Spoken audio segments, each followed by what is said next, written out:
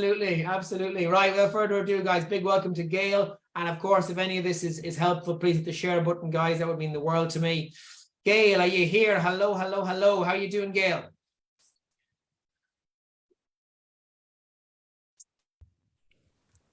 Gail, how are you? Hi. It feels a bit strange being on this side of the fence. Oh, I can imagine. I can imagine. I can imagine. The good news is you can hopefully only see me. You'll see comments flying up. You look amazing, by the way. You look really lovely. Yeah. Really good. I was just thinking actually, because I've just got into Lee and Tristan said to do a video. I'm thinking, oh my gosh, you should have seen the video I tried to do of me doing a concentrated curl. My face looked like Trunchbull out of Matilda. I need a lesson off my daughter. How do you do something and look composed? But you know what? If you get that lesson, teach me. My wife makes fun of me all the time for that, the noises I make when I'm in the gym. So I can completely relate. Yesterday, I was blowing up. I wasn't blowing up. I was using the pump to do up another of those Pilates balls. And she come in, she went, "What the heck are you doing? It sounds like you've been killing somebody in here." Do you know what? It's a good problem to have. It's a good problem to have, for sure. Yeah. I have noise cancelling headphones, which is even worse because I can't hear myself, which makes it exacerbates the problem. But let's dive in. Those of you who don't know who Tristan is, that Gail just mentioned, Tristan is one of our strength and conditioning coaches, and he's also very close to being qualified as a physio. And we do movement screening, which is where we ask you to send a little video of you performing an exercise. And I know loads of you watching this are going to think, oh my gosh, that's terrifying. And it is a little bit at the start, but not everyone has to do it. Okay, it's personal choice, but obviously in terms of injury prevention, progression, and not wasting your time, there's so many benefits to it. So those of you who are in elite or elite physique, please do comment and message Tristan and send him videos. I'm holding you accountable, wagging my finger. So Gail, let's start right at the beginning. And why don't you tell us a little bit about, actually tell us a lot about your struggles, things that you were, maybe name some self-limiting beliefs that we mentioned earlier, or just things that you feel were holding you back or leading to you not being successful with the weight loss. Yeah, I think the biggest thing I've had out of this, like many of you, it's great to come on here and listen to the stories, is I've probably done every diet in the world that you could do. And I think the worst one I did last year was because one of my friends did it at work, was the 6-pack revolution. It was horrendous. It was the most intense, strict diet that you could only eat certain things and you had to eat. You couldn't leave a gap of more than 4 hours, but you couldn't eat within a 2-hour gap. It was so controlling, and you had to eat all these different things at different times, and what you couldn't do, and you couldn't put any salt on anything, and you couldn't have this milk, and you could only have that milk, and every single herb. I've got a flipping whole drawer full of herbs now and spices, and half of them I'm never going to use again. And the training was ridiculous.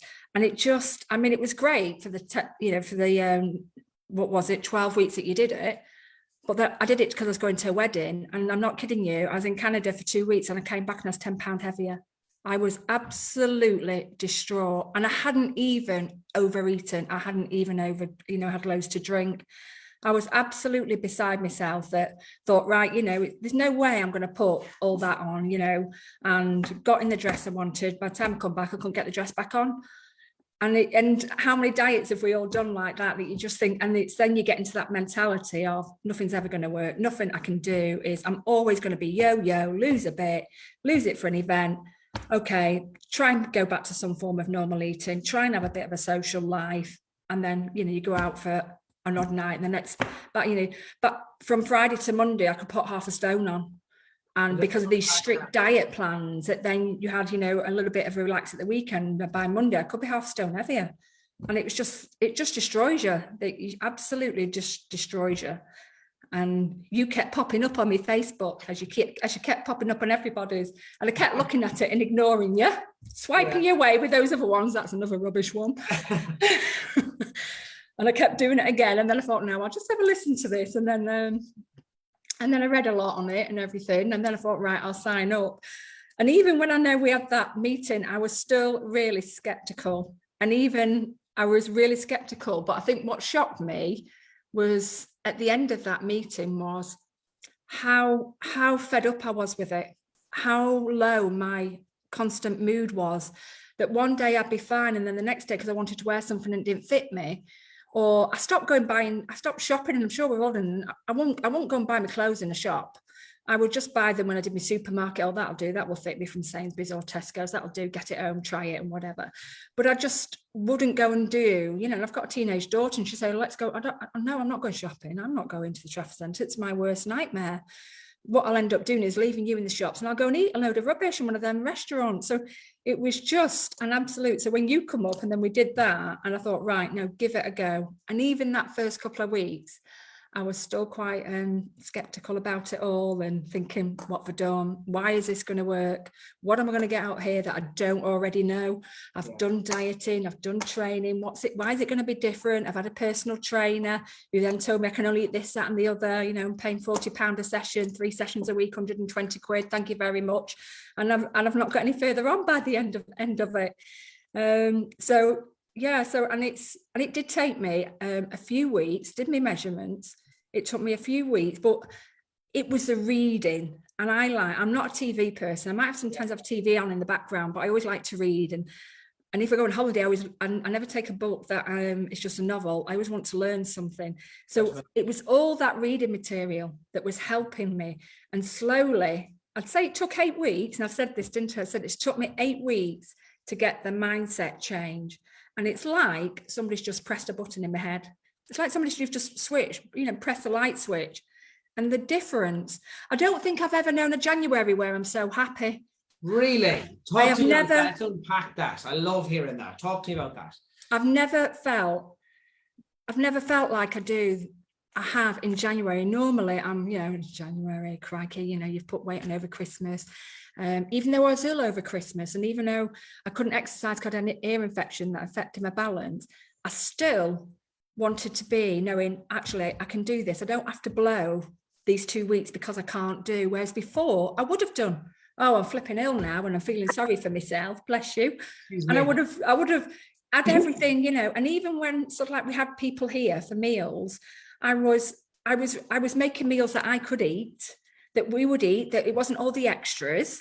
And then I brought stuff that I don't like. I don't eat pastry, it gives me heartburn. So I bought sausage rolls and stuff I knew I wouldn't eat and things they'd eat. And I'm not really a crisp person, but I like carrots and nibbles like that with hummus. So I made my own hummus and I did stuff I liked. And it meant I didn't have to go off track. And it meant, I was quite happy letting them have it. Oh. I had my bit. And to come in January and the buzz of starting to have some control, starting to have that level of control that it's not about just that weight, it's not about your measurements, it's all that extra. That's a massive mindset change. It's all those little bit extras that you don't think about that makes a massive difference. The fact that you did that with your mindset in 8 weeks is incredible.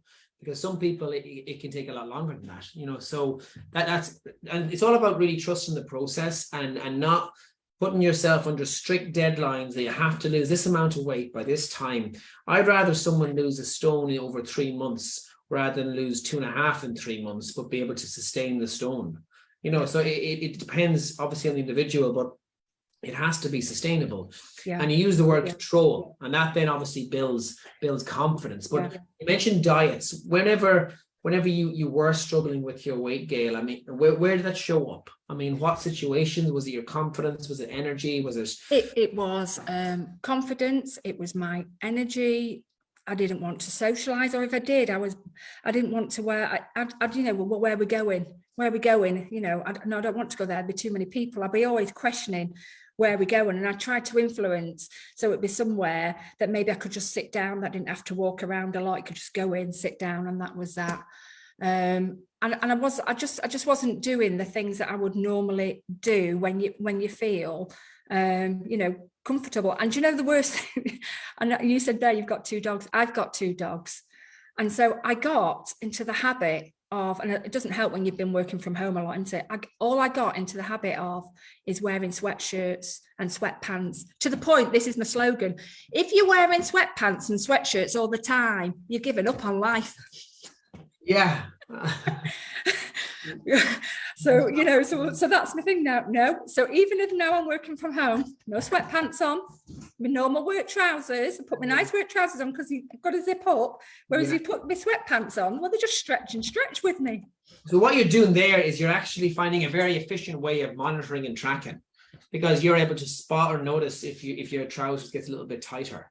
So that's really powerful. And also when we dress well, we show up for the day, or we do a couple of little things that are like, I'll give you an example. I had a different watch on. I have two cheap watches, but I have a work watch and I have a not work watch. And when I make the transition, it sounds really strange, but when I put my work watch on, it kind of psychologically tunes me in. And it's a little kind of win or a tick that I get for myself in terms of being in control. And if you can stack them little small behaviors on top of one another, it builds confidence and control. And then you feel like, you know what, I know exactly what I need to do. Yeah. And I'm going to do this. And speaking of which, what have you done? What have you accomplished? So, and this is another change. This is a change. You see, I would normally say, oh, I've only lost so many pounds. I've only lost this. I've only lost. And I've changed now. I've gone, I'm a pound girl. I need to get into this. The opposite, don't tell me pound girl. So I've lost £7. But my other wins is I've lost 5 inches off my hips. Not off my hips, off my waist, 5 off my waist, 2.5, and this is in 9 weeks. 5 off my waist, 2.5 off my hips, and 2.5 off each thigh. And my bra's on the smartest fastener that I'm thinking it's too loose now by the sides. My bra's too loose here down the sides. And when I put my pants on sometimes, some of my knickers are slipping down the pant legs. Do you know, I often feel I can relate to you ladies, but that's probably one that I can't relate. And I think you get to a point as well that you have to feel confident in yourself and confident what you're doing. And I said this, Gemma, you know, I've had one of my friends, I am very fortunate that the house we've got a gym.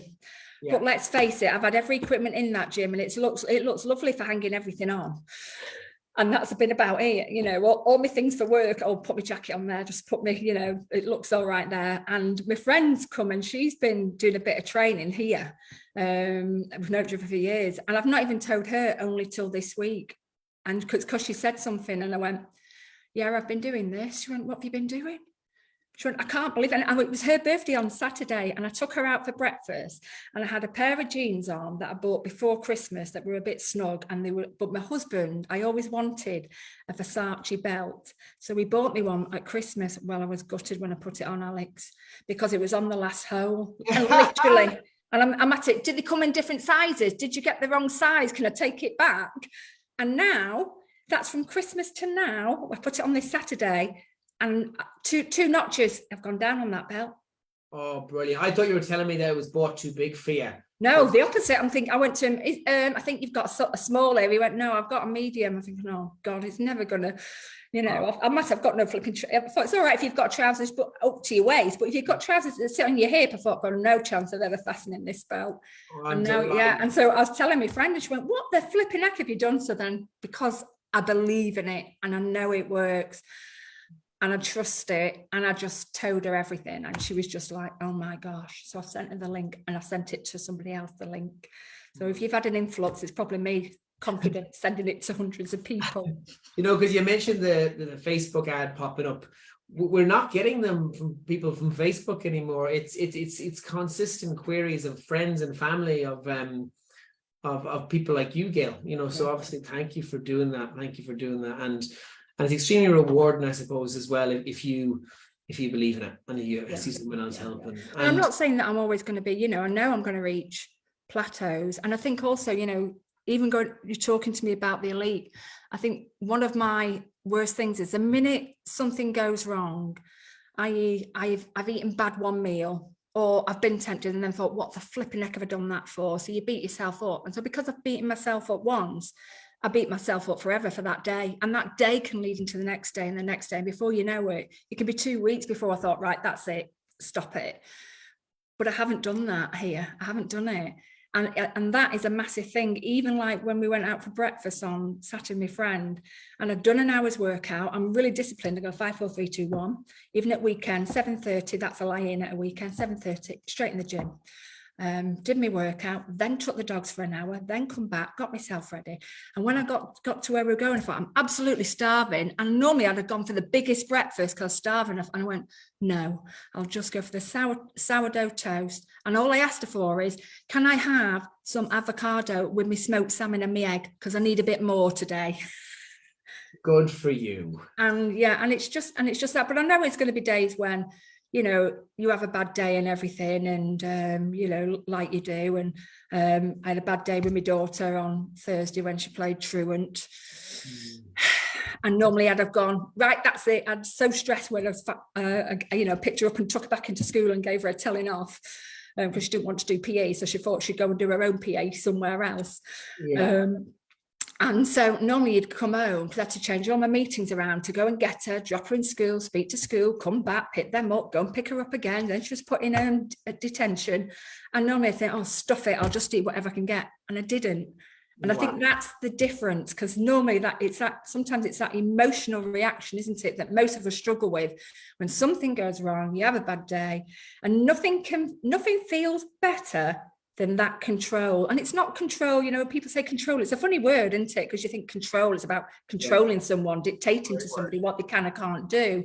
But I suppose it's about being confident that you're making the right choice for you. You've got that ability and that self-awareness of, if you do that, how are you going to feel afterwards, rather than if you've stuck to it and think, actually, I'm not going to like this emotional situation because that's stressful enough, and make me feel even worse, because then you'll go off track more. So it's more about you being aware of the consequences if you do that then stops you wanting to do it, because you feel so much better when you haven't done it. You could bottle that and actually sell it and be a millionaire. Tell me how you did it. There's a few things I'm going to teach you guys in a second, but I want to hear how you did it, Gail. How did you manage to go through that day and then not lose control? I wanted to. I'm not saying that it was an easy one. It wasn't, you know, and I was annoyed I've got a new boss, so I'm trying to impress my new boss. And I had to change a meeting with her and let her know. I bet she thought, crikey, there's always something with this girl. The week before I dropped the weight on the dog's foot, as you know. Tell me that. It's all right doing this training. The dog follows me, put him away, and it falls on his foot. So the week before I had to stay at home to do this, then I've got to go and pick my daughter up, and I'm trying to stay calm with my boss. And I just thought, and I was all right while I was out. It's when I got in, I'm thinking, I've now missed my lunch. I've now got to go straight back into a meeting. What am I going to do? Yeah. So what I did was I had some wraps. I had chicken ready in the fridge. I'd had my stuff ready. And normally I'd have come in and just gone, open the drawer with the biscuits and the cakes for Eloise and let her, and took that. And I didn't. I did that and then took it straight to my meeting and said, I'm very sorry, I've not had my lunch. I'm going to be off camera while I'm eating, and I'll just come on when I need to do. So whereas normally I just wouldn't have done that. And then that would have led to another real bad day and me continuing that bad eating. So you planned, you had something that was quick, you had it in the fridge. You obviously were able to make that mindset shift towards doing what you had planned. You kept your commitment, which was the wrap and the food that you had there. You reduced guilt by telling people who were around you what you were doing, why it happened.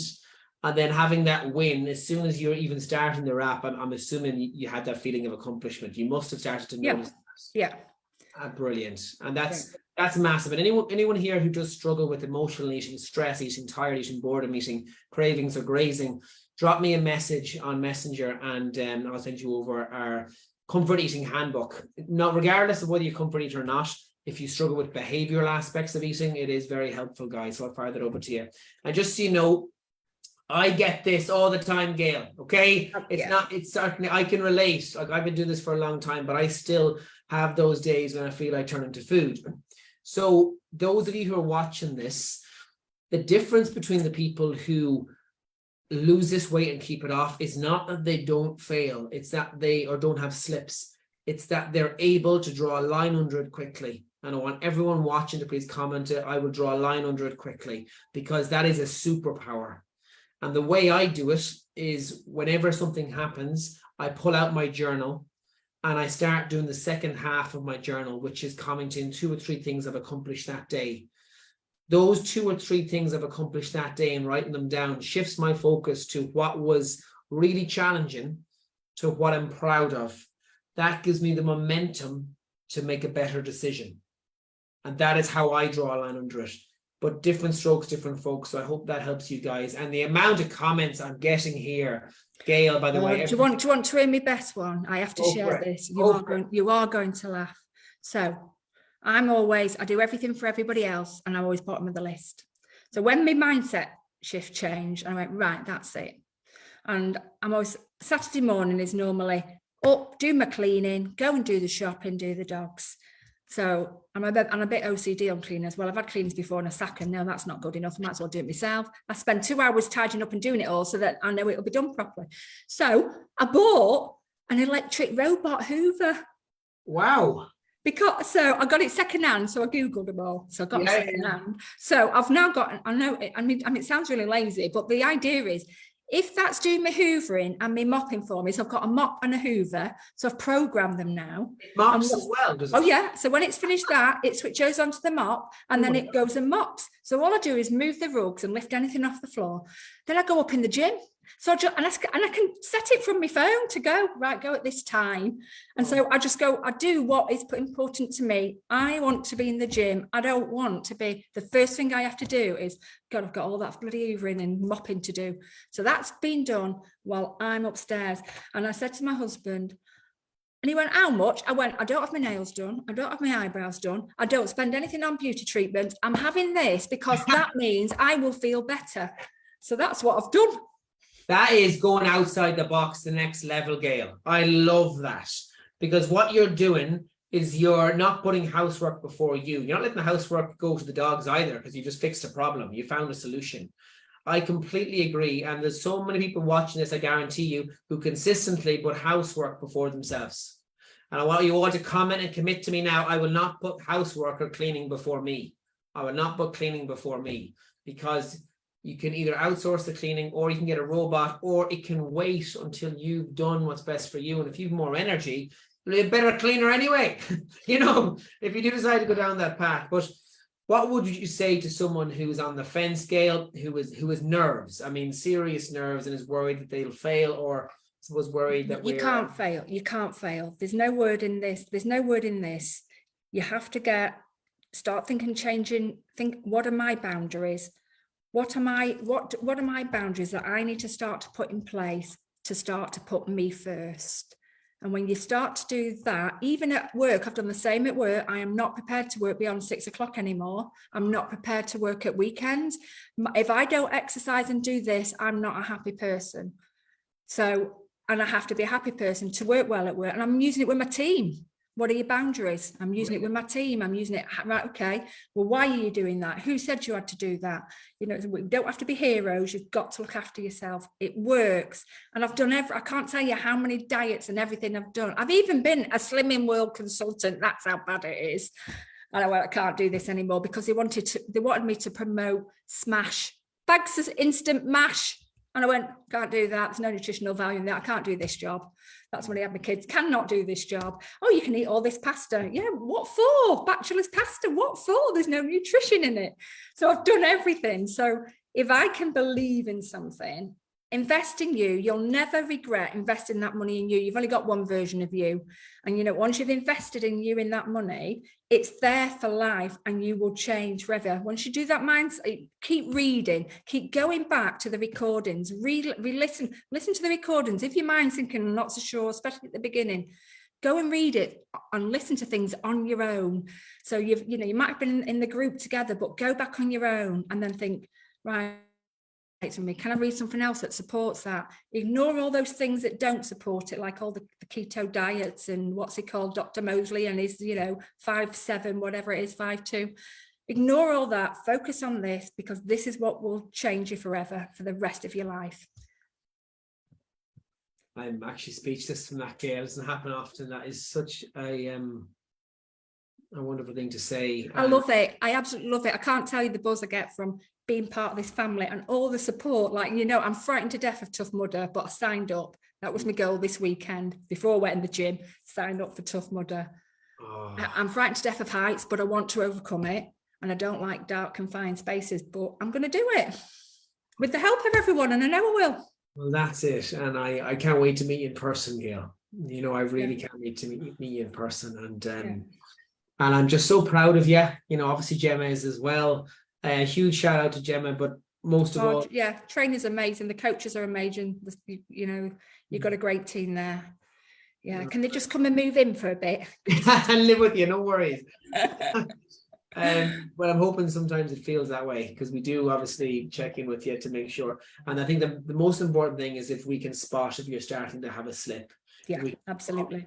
Yeah, that's a critical well in terms of professional support. But Gail, I can't thank you enough. I mean, I want you please to go back and listen to these comments. I mean, honestly, we've got 604 comments. Have you ever had that many before? It's blown up, and it's all for you, Gail. You know, I appreciate the kind words, but you've done this.